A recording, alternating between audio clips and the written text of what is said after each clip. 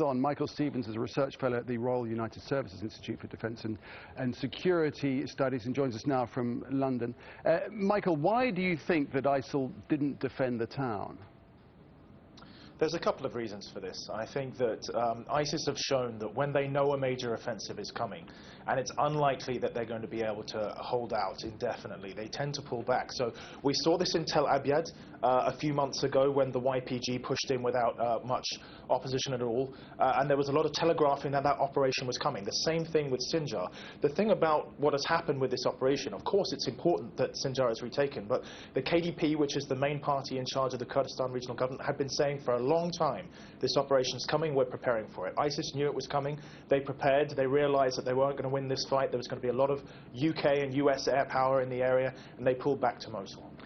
Okay, so can we now expect a counteroffensive? I think it's unlikely that ISIS are going to expend a huge amount of men and resources fighting in an area that they've just lost. What ISIS tends to do is when they've lost in one area, they counterattack in another area where they know there is not a concentration of forces. So what they look for are the weak points in the line, not the strong points in the line. And because there are 7,500 Peshmerga in Sinjar at the moment, it's unlikely that that's where the counterattack's going to be. I would expect it to be somewhere else in Iraq where the Peshmerga lines are a bit thinner. So they may not have lost numbers, but they are strategically weakened now, aren't they?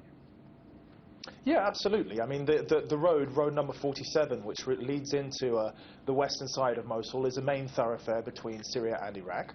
It's absolutely essential that if you want to take Mosul at some point in the near future, or even the far future, that you take that road. So that job is done, and that's part of a number of steps that need to happen if Mosul is to be taken in the future. So job well done, but it's not the only thing that has to happen in order to make sure that ISIS are squeezed back in Mosul and that they look like they're going to be on the back foot and maybe even lose the city. I'm afraid to say that particular part of the equation is some distance away because it relies on Arab armies and not on Kurdish forces. Right, just briefly expand on that, on the Mosul factor and how soon Kurdish fighters and, as you say, Arab fighters will look to take Mosul.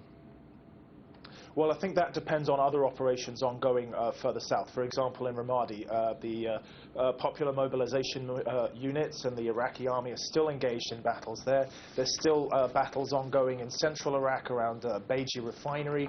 So I'm afraid to say, until those other battles are won in the south, it's unlikely that the Iraqi army and the Hashd al-Sha'bi or the popular mobilization forces will be able to push up to the north and take Mosul. So I'm not expecting anything, certainly not in the first half of 2016 anyway. Michael Stevens, great to get your perspective. That's Michael Stevens from RUSI coming to us from London.